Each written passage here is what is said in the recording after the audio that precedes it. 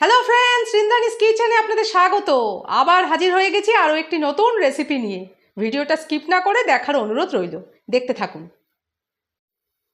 আজ আমি বানাবো থোড় ঘন্ট। এই জন্য থোড় কেটে সিদ্ধ করে পাত্রে রেখে দিয়েছি, দেখতে থাকুন। আলু গরম জলে কেটে ভাপ দিয়ে নিয়েছি। এই যে রান্নার জন্য নিয়েছি সর্ষের তেল। কি কি মশলা ব্যবহার করবো এবার আপনাদের দেখিয়ে দিচ্ছি। এখানে রয়েছে হলুদ গুঁড়ো, জিরে গুঁড়ো, শুকনো লঙ্কা গুঁড়ো, স্বাদ বাড়াবার জন্য মিট মশলা, আদা পেস্ট, ধনে গুঁড়ো, আর রয়েছে পরিমাণ মতো নুন ব্যবহার করবেন। এই হলো সমস্ত মশলার উপকরণ। ফোড়নের জন্য রয়েছে জিরে, তেজপাতা আর শুকনো লঙ্কা, দেখতে থাকুন। একটি বাটিতে সমস্ত মশলা নিয়ে নিয়েছি, এবার জল দিয়ে আমি পেস্ট করে নেব। এইভাবে আপনারা পেস্ট করে নেবেন মশলার, তাহলে রান্না করতে সুবিধে হবে। এই যে আমার ভিডিও যারা আগে দেখেছেন দেখবেন যে আমি সব রান্নাটাই করার সময় এই মশলা পেস্ট করে নিই। এই যে মশলার পেস্ট রেডি। আগে যখন লোকে শিলনোড়ায় মশলা বেটে দিত তখন তো এরকম দরকার ছিল না জল দিয়ে এরকম গুলে দেওয়ার, কিন্তু এখন যেহেতু গুঁড়ো মশলা তাই জন্য জলের সাথে পেস্ট করে 2 মিনিট রেখে দেবেন, তারপর সেটা রান্নার কাজে ব্যবহার করবেন, তাহলে ভালো হবে। জানিয়ে দিলাম আপনাদের, একটুখানি সুবিধে যদি হয়, আপনাদের উপকার হয়, তাহলে আমারও ভালো লাগবে। দেখতে থাকুন। কড়াই গরম হয়ে গেছে, এবার তেল দেওয়া হচ্ছে, সর্ষের তেল, আগেই দেখিয়েছি আপনাদের। তেল গরম হয়ে গেছে, এবার ফোড়ন দিয়ে দিচ্ছি। এই যে জিরে আর তেজপাতা দিয়ে দিলাম, আর শুকনো লঙ্কা আগেই দেখিয়েছিলাম আপনাদের।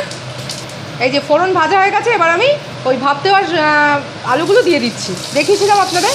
এই যে আলু এবার ভেজে নেওয়া হবে তেলে, দেখুন। আলু ভাজা চলছে।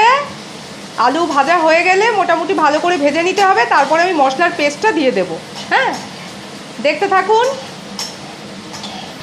এই দেখুন, আলু ভালো করে লাল করে ভেজে নিয়েছি, ভাজা হয়ে গেছে, এবার আমি মশলার পেস্ট দিয়ে দেবো, দেখতে থাকুন।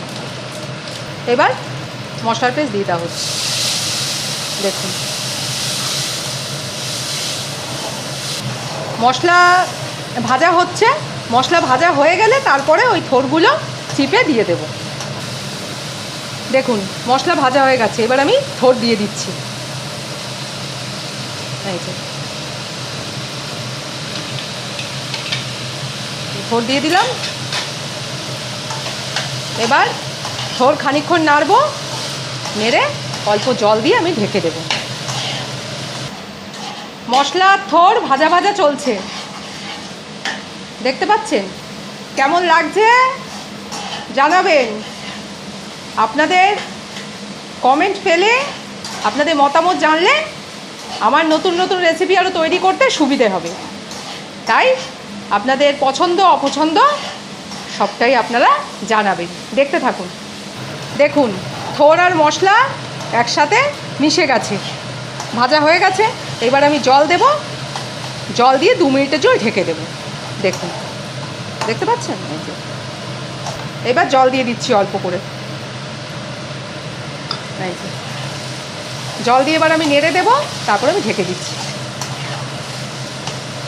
এই দেখুন, এবার আমি ঢেকে দিচ্ছি। এই যে এই যে 2 মিনিট পর আমি খুলে আপনাদের দেখাচ্ছি। 2 মিনিটের জন্য ঢেকে রাখবো। 2 মিনিট পর ঢাকনা খুলছি। এই দেখুন, দেখুন একেবারে সিদ্ধ হয়ে গেছে থোড়। হ্যাঁ, এবার আমি দিয়ে দেবো এর উপর একটু মিট মশলা, স্বাদ বাড়াবার জন্য আপনারা ব্যবহার করতে পারেন, ভালো হবে। আর চিনি, মিষ্টি মিষ্টি হিসাবে চিনি ব্যবহার করা হয়, আর ঘি, আপনারা এই দুটো জিনিসও দিতে পারেন, কিন্তু আমি দিচ্ছি না। ওটা দিলে ভালোই হবে, স্বাদ একটুখানি বাড়বে। এই দেখুন, এই দেখুন থোড় ঘন্ট রান্না হয়ে গেছে। একটা পাত্রতে করে রেখে আমি আপনাদের দেখাচ্ছি। গরম গরম থোড় ঘন্ট একদম রেডি। এই যে দেখতে পাচ্ছেন? আপনারা কারা কারা থোড় খেতে পছন্দ করেন জানাবেন। এইটা আপনারা গরম ভাতে আর রুটি সব কিছুর সাথে খেতে পারবেন, দারুণ লাগে খেতে। এই যে দেখিয়ে দিলাম আপনাদের, এইভাবে রান্না করে খেয়ে দেখবেন, আপনাদের যদি ভালো লাগে এই রান্নাটা দেখে রান্না করে খেতে, তাহলে আমারও ভালো লাগবে যে আমার দর্শক বন্ধুদের কাজে লাগছে। এই যে যারা আমার চ্যানেলটাকে সাবস্ক্রাইব করেছেন তাদের তো অসংখ্য ধন্যবাদ। আর যারা নতুন চ্যানেলে একটু সাবস্ক্রাইব করে দেবেন, ভিডিওটা ভালো লেগে থাকলে লাইক করে দেবেন, প্রিয়জনদের সাথে একটু শেয়ার করে দেবেন, আর কমেন্ট করে আপনাদের মতামত জানাবেন। আপনাদের লাইক, কমেন্ট, শেয়ার আর সাবস্ক্রিপশন কাজে উৎসাহ দেয় আমাদের। আরও নতুন নতুন রেসিপি আমার দর্শক বন্ধুদের জন্য ভবিষ্যতে নিয়ে আসব।